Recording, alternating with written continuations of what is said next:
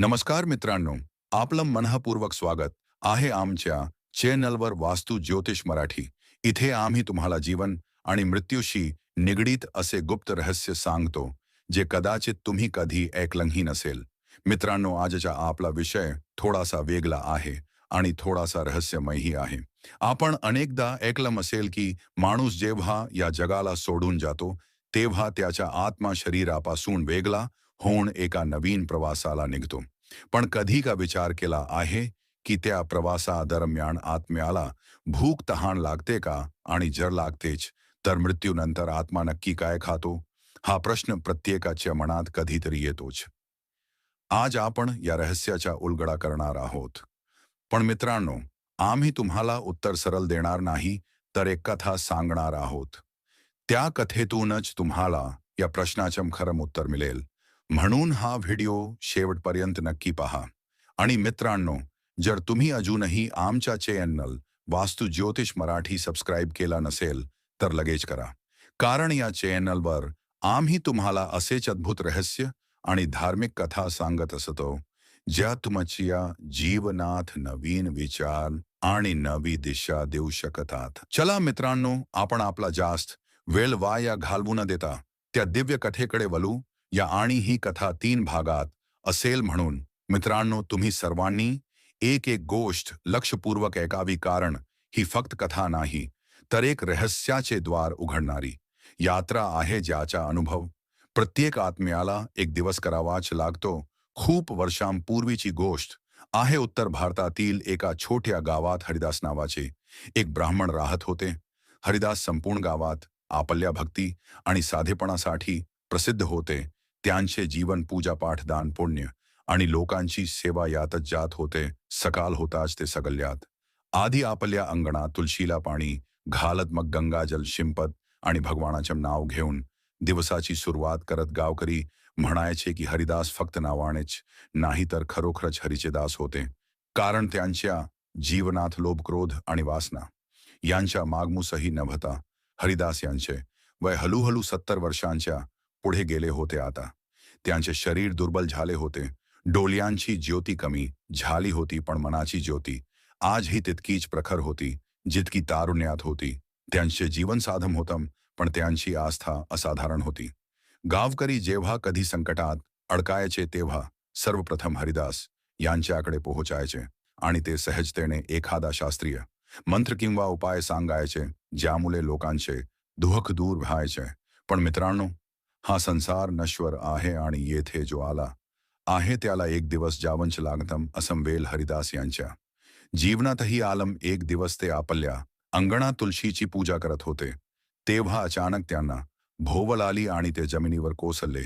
परिवारातील लोक घाबरून त्यांच्या जवळ आले. त्यांना उचललं आणि पाणी दिलं, पण हरिदास यांनी हलूच हसत म्हटलं, माता, माझा वेळ पूर्ण झाला आहे. आता मी माझ्या प्रभूकडे चाललो आहे. एवढं बोलून त्यांनी आपल्या अंतिम क्षणात राम नावाचं स्मरण केलं आणि प्राण सोडले. गावात शोकाची लाट पसरली. सर्वजण रडू लागले, परिवारजण व्याकुल झाले आणि गावातील प्रत्येक जण म्हणत होता की आज आपण खऱ्या अर्थाने एक संत गमावला आहे. हरिदास यांच्या अंतिम संस्कार पूर्ण विधी विधानाने करण्यात आला. त्यांच्या मुलांनी शास्त्रानुसार सर्व कर्म केले. गंगाजलाने स्नान घातलं, शरीरावर चंदन लावलं आणि गावकरी मिळून त्यांना स्मशानभूमीपर्यंत घेऊन गेले, जिथे अग्नी देण्यात आला. पण मित्रांनो, इथूनच सुरू होते ती कथा, ज्याचं रहस्य आज आपण सगळे जाणून घ्यायचं आहे. कारण जेव्हा शरीर पंचमहाभूतांत विलीन होत होतं, तेव्हा हरिदास यांचा आत्मा शरीरापासून वेगळा उभा होता. आत्म्याने पाहिलं की त्याचं शरीर जालम जातम आहे. लोक रडत आहेत कोणी, त्यांचे गुण गात आहे कोणी, त्यांची कर्मम आठवत आहे. पण आता तो आत्मा वेगळा झाला होता. त्याला ना दुःख होत होतं ना सुख. फक्त एक विचित्र प्रश्न त्याच्या मनात उठत होता. आत्मा विचार करत होता की आतापर्यंत मी शरीरात होतो आणि शरीराच्या भूक तहाने तडकलो होतो. रोज अन्न पाणी घेऊनच मी जिवंत होतो. पण आता जेव्हा शरीर तर माती आणि अग्नीत बदललं आहे, तर मला देखील भूक लागेल का? मला देखील तहान लागेल का? जर लागलीच तर मी खाईन काय आणि पीन काय? हा विचार येताचा आत्मा व्याकुल झाला. तो आकाशातवर गेला आणि चहूबाजूला पाहू लागला. कुठेतरी त्याला उत्तर मिळावून आत्म्याने पाहिलं की लोक त्याच्यासाठी पिंडदान करत आहेत. ते पीठ आणि तिलांपासून बनवलेले पिंड अर्पण करत आहेत आणि पाणीही देत आहेत. आत्म्याच्या मनात प्रश्न आला की हे सगळं माझ्यासाठीच करत आहेत, पण खरंच हे सगळं माझ्यापर्यंत पोहोचत आहे का? मी हे पिंड खातोय का? मी या पाण्याने तृप्त होतोय का? की हे फक्त एक कृती आहे ज्याचा वास्तवाशी काही संबंध नाही? तेव्हा आत्म्याला आठवलं की शास्त्रांत सांगितलं आहे की मृत्यूनंतर आत्म्याला पिंडदान आणि तर्पणाने तृप्ती मिळते. पण आत्म्याने विचार केलाही तृप्ती कशी आहे? कारण मला तर भूक आणि तहान तशी लागत नाही जशी शरीरात लागत होती. आता शरीर तर आहेच नाही, तर मग ही भूक कशी असेल आणि हा आहार कशा प्रकारचा असेल? आत्म्याची गोंधळ वाढतच गेला. आत्म्याने आपल्या चहूबाजूला इतर आत्म्यांनाही पाहिलं. काही आत्मे प्रसन्न आणि शांत होते. त्यांच्या चहूबाजूला एक दिव्य आभा होती, जणू ते तृप्त आहेत आणि पुढच्या प्रवासासाठी तयार आहेत. तिथेच काही आत्मे उदास होते, अशांत होते, ते भटकत होते, जणू त्यांना काहीतरी हवं आहे पण ते मिळत नाही. आत्म्याने त्या भटकणाऱ्या आत्म्यांना विचारलं की तुम्ही लोक असे का आहात? तर त्यांनी उत्तर दिलं की आमच्या परिवाराने आमच्यासाठी पिंडदान आणि तर्पण केलेलं नाही. आम्हाला कोणी श्रद्धेने स्मरण करत नाही, म्हणून आम्ही भुकेले तहानेले भटकत आहोत. आम्हाला कुठलीही ऊर्जा मिळू शकत नाही आहे. हे ऐकून हरिदास यांचा आत्मा चकित झाला. त्याने विचार केला की तर काय आत्म्याचम अन्न शरीरासारखम अन्न पाणी नसून परिवाराची श्रद्धा आणि कर्मम आहेत का? खरंच आत्म्याला तृप्त करणारी गोष्ट श्रद्धाच आहे. हा प्रश्न त्याच्या आत खोलवर रुजला. पण मित्रांनो, इथे पहिला भाग संपतो, कारण आत्म्याला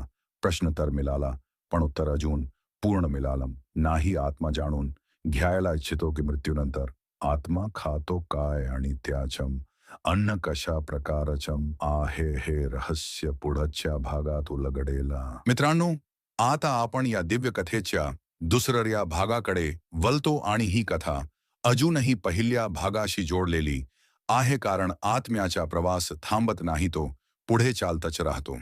पहिल्या भागात आपण पाहिले की मृत्यूनंतर आत्मा आपल्या घराकडे परत येतो, आपल्या प्रिय व्यक्तींकडे पाहतो, त्यांचे दुःख बघतो, त्यांचे अश्रू अनुभवतो आणि तरीही तो काही करू शकत नाही. त्याला जाणवते की जगातल्या नात्यांचा शेवट होतो, पण त्यांची आठवण आत्म्याबरोबर राहते. आता या भागात आपण पाहू की जेव्हा आत्मा आपला हा पहिला अनुभव घेतो, त्यानंतर तो पुढे काय खातो, काय अनुभवतो आणि कोणत्या प्रकारच्या ऊर्जेवर जगतो. मित्रांनो, हे खूप गूढ आहे. आपण मानवी जीवनात जेव्हा असतो तेव्हा आपणास भाकरी, पाणी, दूध, फळे यावर जगावं लागतं. पण आत्मा जेव्हा शरीर सोडतो तेव्हा त्याला ह्या वस्तूंची गरज राहत नाही. शरीराला अन्न लागतं, पण आत्म्याला अन्न लागत नाही. मग तो काय खातो? आत्मा खातो श्रद्धा, खातो भावना, खातो स्मृती, खातो आप्तजनांच्या मनातून उमटणारी ऊर्जा. जेव्हा घरी त्याच्या स्मरणार्थ दीप लावला जातो, जेवणाचा ताट लावला जातो, त्याच्या नावाने पिंडदान केलं जातं, तेव्हा आत्मा ते सर्व ग्रहण करतो. पण त्याला भाकर किंवा भाताच्या दाण्याचा स्वाद लागत नाही, तर त्याला त्या अन्नामागे दडलेली श्रद्धा लागते. आत्म्याला जे हवं असतं ते म्हणजे भाव. म्हणून शास्त्रात म्हटलं आहे की श्रद्धया देयम, म्हणजे देणं असतं तर श्रद्धेणं द्यावं. कारण मृत्यूनंतर आत्मा केवळ श्रद्धेवर जगतो. मित्रांनो, आता आपण कल्पना करा की एक घर आहे आणि त्या घरातील वृद्ध व्यक्ती नुकतीच्या जगाचा निरोप घेऊन गेली आहे. त्याचे मुलं त्याच्या आठवणीत रोज संध्याकाळी दीप लावतात, थोडंसं जेवण वेगळं ठेवतात. आता तुम्हाला असं वाटेल की त्या आत्म्याला खरंच भूक लागते का? तर उत्तर आहे नाही. भूक शरीराला लागते, आत्म्याला नाही. पण आत्मा त्या अन्नातून आप्तजनांची श्रद्धा ग्रहण करतो. त्याला भाताचा दाणा मिळाला नाही तरी त्याला मनःपूर्वक केलेली आठवण मिळते आणि तीच त्याचं अन्न सदम. या कथेतील आत्मा आपल्याला सांगतो की जेव्हा तुम्ही माझ्या आठवणीत दिवा लावता, माझ्यासाठी एक ताट ठेवता, तेव्हा मी तिथे उपस्थित असतो. मी त्या दिव्याच्या प्रकाशात स्नान करतो, त्या धुपाच्या सुगंधात मी शांती अनुभवतो, त्या अन्नाच्या श्रद्धेत मी समाधान शोधतो. मित्रांनो, आत्मयाचम हे बोलणं खरं आहे, कारण मृत्यूनंतर त्याला भौतिक पदार्थाची गरज नसते, तर तो सूक्ष्म शक्तीवर जगतो. आपल्या शास्त्रांत श्राद्धाचं विशेष महत्त्व सांगितलं आहे. कारण श्राद्धामध्ये आपण पाणी अर्पण करतो, तांदळाचे दाणे देतो आणि मंत्रोच्चार करतो. आत्मा ते खात नाही, पण त्या विधीतून निर्माण होणारी ऊर्जा आत्म्याला पोहोचते. आत्मा त्या ऊर्जेवरच जगतो. म्हणूनच प्रत्येकाला सांगितलं जातं की आपल्या पितरांसाठी श्राद्ध करा, तर्पण करा, कारण त्यातून त्यांना अन्न मिळतं. ते अन्न नसतम दाण्यांचम, ते असतम श्रद्धेचम, भावनेचम आणि ऊर्जा स्वरूपाचम. आता या कथेत आपण पाहूया एक उदाहरण. एका गावात एक ब्राह्मण होता. ज्याने आपल्या वडिलांसाठी दरवर्षी श्राद्ध केले. तो रोज सकाळी उठून पिंडदान करायचा आणि मनोभावे प्रार्थना करायचा. गावातील लोक त्याची थट्टा करायचे की तू एवढे का करतोस, मृत व्यक्तीला काय अन्न पोहोचणार आहे. पण ब्राह्मण हसून सांगायचा की माझे वडील माझ्या या भावनांवर जगत आहेत, ते माझ्या श्रद्धेवर जगतात आणि म्हणून मी हे करतो. काही कालानंतर त्या ब्राह्मणाला स्वप्नात त्याचे वडील दिसले. ते म्हणाले, बाला, तुझ्या श्रद्धेमुळे आम्हाला समाधान मिळतं. आम्हाला भूक लागत नाही, पण तुझ्या श्रद्धेचम अन्न आमचम पोषण करतं. मित्रांनो, ही गोष्ट आपल्याला शिकवते की आत्मा खातो श्रद्धा, आत्मा खातो आपली आठवण.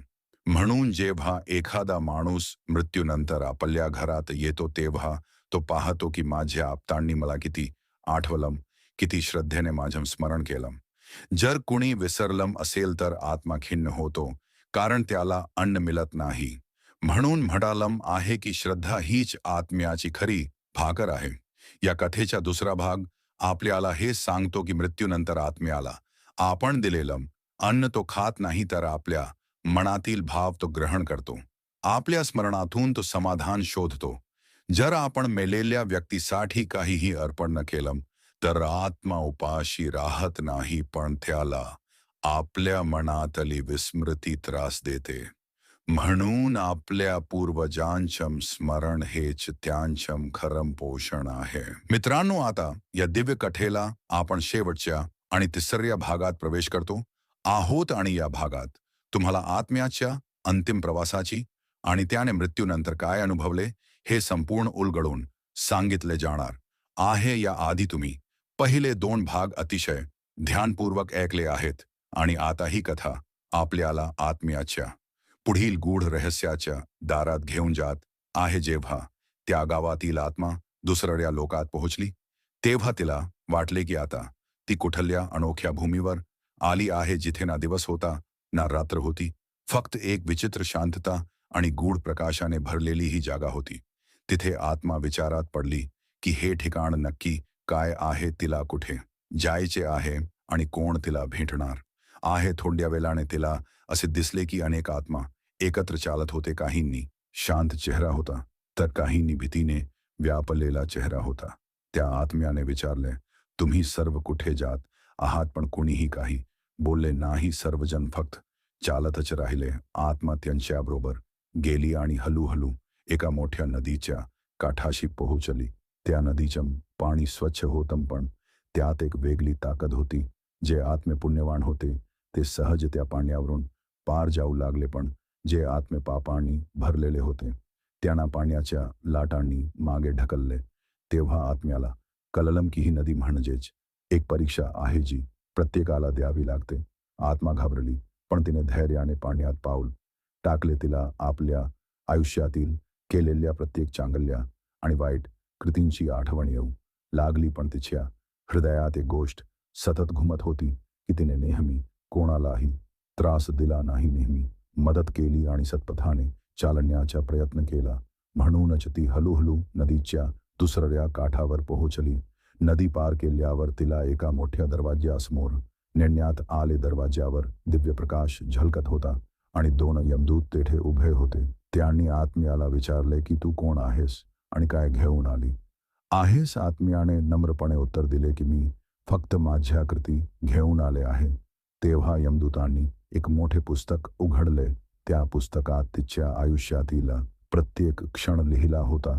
कुठे तिने चांगलं काम केलं, कुठे तिने चुकीचं काम केलं. हे सर्व तपशीलवार नमूद होतं. आत्मा आश्चर्यचकित झाली, कारण ती गोष्ट लहान असो वा मोठी, प्रत्येक गोष्ट त्या पुस्तकात होती. यानंतर आत्म्याला एका न्यायासनापुढे नेण्यात आलं, जिथे धर्मराज स्वतः बसले होते. धर्मराजांच्या चेहऱ्यावर गंभीरता होती, पण त्याच वेळी करुणाही होती. त्यांनी आत्म्याला सांगितलं की तुझं जीवन साधम होतं. तू मोठं पाप केलं नाही, पण मोठं पुण्यही केलं नाही, पण तुझ्या अंतःकरणाची शुद्धता आणि तुझं सात्विक जीवन तुला पुढच्या टप्प्याला नेईल. आत्मा थोडी हलकी झाली, पण तिच्या मनात प्रश्न आला की पुढचा टप्पा म्हणजे काय. धर्मराजांनी सांगितलं की आता तुला पुन्हा एका नव्या जन्मात पाठवलं जाईल, पण त्या जन्मात तुला आयुष्याच्या खरी गोष्टी समजतील आणि तुझा आत्मा अजून परिपूर्ण होईल. मित्रांनो, ही कथा इथे आपल्याला एक महान सत्य शिकवते की मृत्यूनंतर आत्मा काहीही खात नाही. आत्म्याला अन्नाची भूक नसते. शरीरानंतर आत्म्याची गरज फक्त चांगल्या कृतींची असते, ज्या त्याला या प्रवासात आधार देतात. आत्मा त्या दिव्य लोकात फक्त आपल्या कर्मांचं फल भोगतो. पुण्य असेल तर त्याला शांती मिळते, पाप असेल तर त्याला यातना सहन कराव्या लागतात आणि शेवटी त्याला पुन्हा जन्म मिळतो. म्हणूनच आपण जिवंत असताना जे काही करू तेच मृत्यूनंतर आपल्याबरोबर जातम. त्या गावातील आत्मा पुन्हा पृथ्वीवर एका लहानशा मुलाच्या रूपात जन्माला आली. त्याचे डोळे निरागस होते, पण त्याच्या अंतरात जुन्या आठवणींची हलकीशी झलक होती. जणू त्या आत्म्याला आतून माहिती होतं की ती आधीही जगली आहे. जीवनाचं हे चक्र सतत चालू असतं. मृत्यू हा शेवट नसतो, तर नवा आरंभ असतो. म्हणूनच आपण आपल्या प्रत्येक क्षणाला चांगल्या कृतींनी भरून टाकलं पाहिजे. मित्रांनो, या संपूर्ण कथेतून आपण हे शिकतो की आत्मा मृत्यूनंतर अन्न खात नाही. आत्मा फक्त कर्मांची ऊर्जा घेऊन पुढे जातो. म्हणून आपल्या जीवनात जेव्हा पर्यंत आपण आहोत तेव्हा चांगलं वागूया, मदत करूया, सत्याचा मार्ग धरूया, कारण तेच आपल्या आत्म्याचं खरं अन्न आहे आणि तेच आपल्या प्रवासाला सोपं करणारं आहे. तर मित्रांनो, आजची ही अद्भुत आणि दिव्य कथा तुम्ही मन लावून ऐकली. जर तुम्हाला आमचा हा प्रयत्न आवडला असेल तर आमच्या वास्तू ज्योतिष मराठी या यूट्यूब चॅनलला लगेच सबस्क्राईब करा, कारण तुमच्या एका छोट्या सहकार्याने आम्हाला आणखी प्रेरणा मिळते आणि आम्ही अशाच दिव्य आणि आध्यात्मिक कथा तुम्हापर्यंत घेऊन येऊ शकतो. व्हिडिओला लाईक करायला विसरू नका.